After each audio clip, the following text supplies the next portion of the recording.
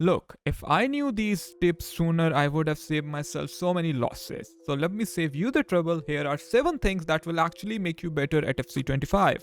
Stop changing formations. You are hurting your own consistency. A lot of players think that the answer to losing is changing formations every few games. That is wrong. For example, you lose 2 games in a row and suddenly you switch from a 4-4-2 to a 4-2-1-3 and then into a 4-5-1. Now your muscle memory is gone.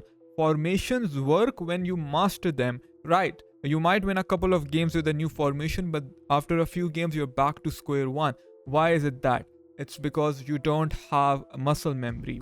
Instead, I want you to pick one main setup and one backup for tougher matches. Stick with them, learn their strengths and weaknesses. For example, I play a 4-4-2 nowadays. If I feel like I need to switch against some players, I then switch to a 4-4-1-1. Afterwards, if I want to close a game, I switch to a 4-2-1-3 with holding DMs. By the way, what's your go-to formation? Drop it in the comments. I want to see what you guys are using.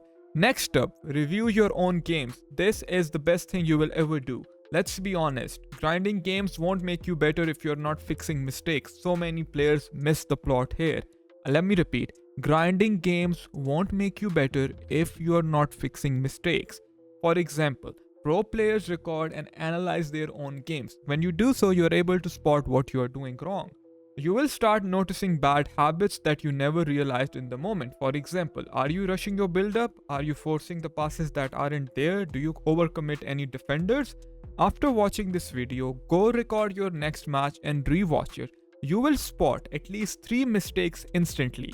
Now let me tell you something. Playing 100 games a week isn't going to fix your issues if you aren't training correctly.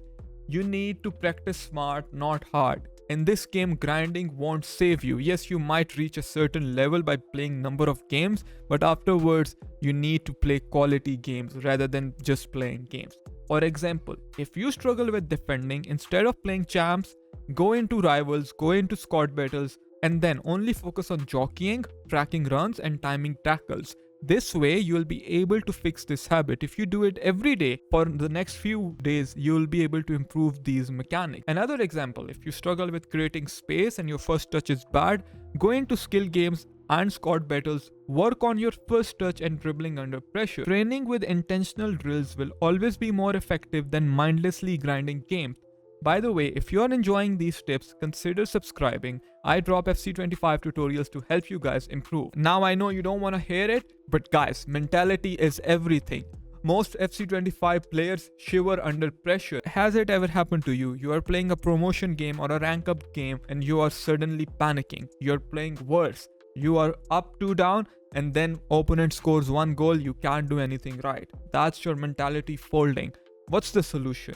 It's simple. Stay composed. Even if you are losing, play at your own pace and use self-talk to reaffirm yourself that it's okay to concede a goal. Stop overthinking. If you make a bad pass, reset and focus on the next play. Think like a pro. The best players don't panic. They adapt. Adapt to your opponent and look what he is doing wrong and then exploit that weakness. Ever since playstyles came in the game, they have been the most influential thing in this game. Play to the playstyles. Most of you are not using them properly. Playstyles define how FC25 is played. If you are not taking advantage of them, you are putting yourself at a disadvantage. For example, pinged pass plus is broken for fast build-up play. If you master this, your attack speeds up instantly. Incisive pass plus means your through balls need less power, so stop overcooking them and wait for the perfect timing. Before every match, check which play styles your players have and actively use them. If someone has tiki-taka, you can make more riskier short first-time passes, right? Remembering the playstyles and playing to the playstyles will help you so much. Moving on, guys. If you actually want to take your game to the next level, watch pros and learn subtle tricks. Even I still learn new stuff. No matter how good you are, there is always something to learn.